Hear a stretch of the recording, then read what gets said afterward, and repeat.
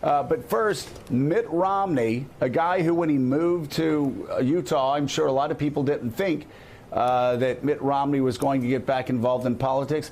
He did. He won by a massive landslide last night. And Willie, he won saying, I'm going to Washington, but I'm not going to be like Mitch McConnell or Paul Ryan. I'm not going to be Trump's puppet. If he does something I disagree with, I'm going to speak out. Imagine that, somebody who's consistent that way, somebody who, when he is appalled by something the president does, will say so. And it was actually just a couple of days before Utah Republicans chose Mitt Romney as their Senate nominee last night. He published an op-ed, this is 2 days before the election, declaring his independence from President Trump. He wrote this: I have and will continue to speak out when the president says or does something which is divisive, racist, sexist, anti-immigrant, dishonest, or destructive to democratic institutions. I do not make this a daily commentary. I express contrary views only when I believe it is a matter of substantial significance. He goes on, people ask me why I feel compelled to express my disagreement with the president.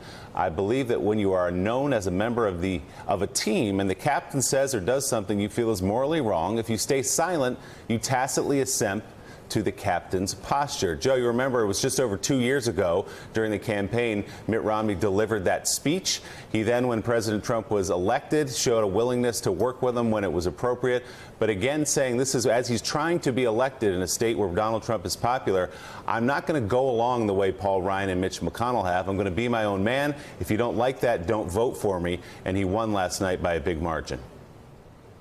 Won by a big margin. And John Meacham, we haven't been asking much of Republicans on Capitol Hill here. We haven't been asking that they put Hillary Clinton bumper stickers on the back of their cars. We haven't been asking them to wear Bernie for America T-shirts. We haven't even asked them to vote moderate, let alone liberal. Let them vote conservative. All we've been asking and wondering about is, why do they let all the racist comments go by without being openly critical and pushing back on the president? Why do they let the misogynistic statements go forward without pushing back on the president? The attacks on the rule of law, the attacks on the constitutional norms. Mitt Romney did it there on Sunday, got elected by 73%. I would like to say that the fever's breaking, but fever's not breaking because Paul Ryan and Mitch McConnell are still cowering in the corner and won't call him out for his more destructive policies. But is there a historical parallel? This isn't quite a have you no shame, sir moment. No. But what do you make of Mitt Romney saying that on Sunday and 2 days later winning a Republican landslide? One thing it tells me is that his polls were really good going into the weekend. The other thing, I think someone once said there's a reason Profiles in Courage was just one volume. You know, there aren't, a gazillion examples of this. And I think that when you talk to senators, congressmen are a little different, as you know, but the senators will say, I'm looking at 75, 80% of Republican approval rating in my state. And my own view, and I said this to a senator recently, and fortunately he laughed and agreed with it, but it was a close call.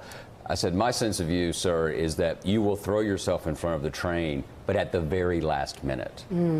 And I think that's what Romney was saying there. I'm not going to do it every day, because let's be honest, if you're going to do it every day, you could just be on, you could be on television. I mean, it's just a constant Twitter feed on these things. I think it's really fascinating, and we will parse paragraphs like that forever, that a former Republican nominee, someone who very nearly became president, a moderate Republican governor of Massachusetts who went more conservative, all that, is forced to say, I'm only going to comment on racism when it's substantial. Well, knowing him pretty well, there's one added factor I would put into the mix here. At this stage of his life, having experienced everything he's experienced, success, financial success, political success, as well as defeat, he's a free man. Yeah. And as a free man, he will be a truthful man. Beautiful thing. Thanks for checking out MSNBC on YouTube, and make sure you subscribe to stay up to date on the day's biggest stories. And you can click on any of the videos around us to watch more from Morning Joe and MSNBC. Thanks so much for watching.